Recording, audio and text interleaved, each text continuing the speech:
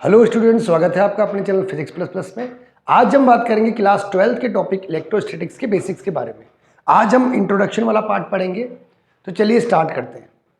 Electrostatics, देखिए आपको जैसे कि पता है कि इलेक्ट्रोस्टैटिक्स दो वर्ड से मिलकर बना है, इलेक्ट्रो और स्टैटिक्स। यहाँ पे इलेक्ट्रो का मतलब है चार्ज और स्टैटिक्स का मतलब है एट रेस्ट, यानी कि हम उस चार्ज को स्टडी करेंगे जो कि रेस्ट स्टेट पर है। All the charges which are at rest state are studied in this chapter।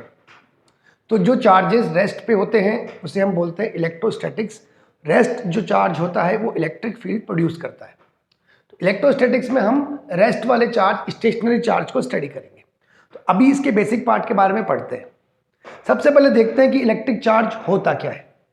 बच्चों, आपने एटम के बारे में सुना है। एटम जो होता है बेसिकली इस टाइप से होता है। इसका बीच वाला जो पार्ट है वो पॉजिटिव चार्ज, इसे हम न्यूक्लियस कहते हैं, और जो इसके आसपास जो होता है उसे हम ऑर्बिट कहते हैं। ऑर्बिट में इलेक्ट्रॉन्स होते हैं। इलेक्ट्रॉन पे होता है नेगेटिव चार्ज और न्यूक्लियस पे होता है पॉजिटिव चार्ज। पॉजिटिव चार्ज जो होता है न्यूक्लियस पे वो प्रोटॉन की वजह से होता है और इलेक्ट्रॉन पे होता है नेगेटिव चार्ज। तो देखा जाए तो एटम में दोनों तरह के चार्ज मौजूद होते हैं। उसमें नेगेटिव चार्ज भी होता है और पॉजिटिव चार्ज भी होता है। तो ये चार्ज होता क्या है? जनरली क्या होता है, ये चार्ज बैलेंस फॉर्म में होता है। बैलेंस फॉर्म मतलब नंबर ऑफ इलेक्ट्रॉन्स और नंबर ऑफ प्रोटॉन्स इक्वल होते हैं। तो नंबर ऑफ इलेक्ट्रॉन्स और नंबर ऑफ प्रोटॉन इक्वल होते हैं तो टोटल जो होता है चार्ज जीरो होता है। इसे हम बोलते हैं एटम की न्यूट्रल स्टेट। न्यूट्रल स्टेट का मतलब उसमें इलेक्ट्रॉन और प्रोटॉन बराबर है, तो उस पर कोई चार्ज नहीं आएगा। तो बच्चों, चार्ज इसके अंदर होता है लेकिन वो न्यूट्रल रहता है। अब अगर हमें चार्ज को लाना है तो हमें क्या करना पड़ेगा? फोर्स लगाना पड़ेगा। तो हम किसी तरह का फोर्स लगाएंगे और चार्ज सरफेस पे आएगा। मान लीजिए हम रब करते हैं तो एक बॉडी इलेक्ट्रॉन देती है और एक बॉडी इलेक्ट्रॉन लेती है। तो इलेक्ट्रॉन या तो लूज होंगे या इलेक्ट्रॉन एक्सेप्ट होंगे। अगर इलेक्ट्रॉन लूज होते हैं तो पॉजिटिव चार्ज आता है और अगर इलेक्ट्रॉन एक्सेप्ट होते हैं तो नेगेटिव चार्ज आता है। तो इस तरह से हम फोर्स अप्लाई करके इलेक्ट्रॉन्स को इम्बैलेंस कर सकते हैं। नॉर्मली जो चार्ज सभी बॉडीज के अंदर एटम की फॉर्म में होता है, लेकिन वो बैलेंस स्टेट में होता है और अगर आपको फोर्स लगाना है तो उसके बाद ही आप चार्ज को सरफेस पे लेके आ पाएंगे। तो इलेक्ट्रॉन के लूज करने से पॉजिटिव चार्ज और इलेक्ट्रॉन के एक्सेप्ट करने से negative charge. For example sodium जो है, इसमें आप एक इलेक्ट्रॉन निकालते हैं तो ये पॉजिटिव चार्ज हो जाता है। तो अभी हमने आपको चार्ज के बारे में बताया, किस तरह से चार्ज अपीयर होता है सरफेस पे। अब हम बात करें चार्ज की यूनिट क्या होती है। चार्ज की यूनिट होती है बच्चों कूलाम। चार्ज की यूनिट होती है कूलाम। जैसे कि एग्जांपल के लिए 5 कूलाम, इसे C से रिप्रेजेंट करते हैं 5 कूलाम। अब हम बात करें कि चार्जेस की प्रॉपर्टीज क्या क्या है। चार्ज की बेसिकली 3 प्रॉपर्टीज होती है। First property quantization. क्वांटाइजेशन का मतलब यहां पर यह है कि हम किसी बॉडी में से इलेक्ट्रॉन निकालेंगे। अगर हम ज्यादा इलेक्ट्रॉन निकालते हैं तो ज्यादा चार्ज आएगा और अगर हम कम इलेक्ट्रॉन निकालते हैं तो कम charge. Q proportional to E, यानी कि चार्ज जो होता है इलेक्ट्रॉन के नंबर के प्रोपोर्शनल है। Q is equal to NE। यहां पे N क्या है? नेचुरल नंबर है जो कि 1 2 3 4 कुछ भी हो सकता है।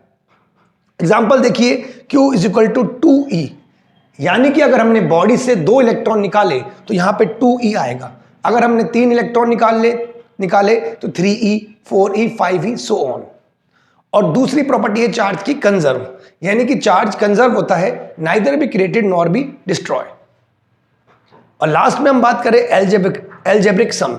एल्जेब्रिक सम का मतलब क्या है? जैसे कि हम एल्जेब्रा में, मैथमेटिक्स में डिजिट्स को ऐड करते हैं, उसी तरीके से हम कूलाम यानी चार्ज को भी ऐड कर सकते हैं। For example 5 coulomb, 4 coulomb, 8 coulomb, total जो हो गया मैथमेटिकली 17 कूलाम हो गया। तो मैथमेटिक्स जो है, जो एल्जेब्रा है, उसी की तरह से हम इसे चार्ज को ऐड कर सकते हैं। तो मैंने आपको चार्ज की डेफिनेशन बताई, उसकी यूनिट बताई और चार्ज की 3 बेसिक प्रॉपर्टी बताई। अब हम चलते हैं कूलाम्स लॉ की तरफ। देखिए कूलाम्स लॉ क्या चीज है। कूलाम्स लॉ में 2 पॉइंट चार्जेस होते हैं।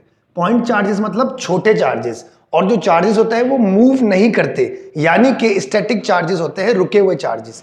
तो 2 पॉइंट चार्जेस आपको दिख रहे हैं Q1 और Q2, इनके बीच की डिस्टेंस क्या है? R। तो अगर ये दोनों पॉजिटिव चार्ज है मान लीजिए, तो दोनों एक दूसरे को रिपल करेंगे, और अगर एक पॉजिटिव है और एक नेगेटिव है तो अट्रैक्ट करेंगे, क्योंकि सेम चार्जेस में रिपल्जन होता है और अपोजिट चार्जेस में अट्रैक्शन। तो अगर एक प्लस प्लस होंगे तो रिपल करेंगे और प्लस माइनस होंगे तो अट्रैक्ट करेंगे। इनके बीच में एक इलेक्ट्रोस्टैटिक फोर्स लगेगा। इलेक्ट्रोस्टैटिक फोर्स का मतलब ये दोनों रुके हुए चार्ज है, इसलिए ये स्टैटिक है, और इलेक्ट्रो मतलब ये चार्जेस है। तो इनके बीच में जो इलेक्ट्रोस्टैटिक फोर्स लगेगा उसको डिस्क्राइब किया था कूलाम्स ने, तो इसे कूलाम्स लॉ भी कहते हैं। इस लॉ के अकॉर्डिंग इनके बीच में जो फोर्स लगता है वो इन दोनों चार्जेस के प्रोडक्ट के Q1 Q2 के प्रोपोर्शनल होता है और इनके बीच के डिस्टेंस के, इन दोनों के बीच के डिस्टेंस के स्क्वायर के इनवर्सली प्रोपोर्शनल होता है।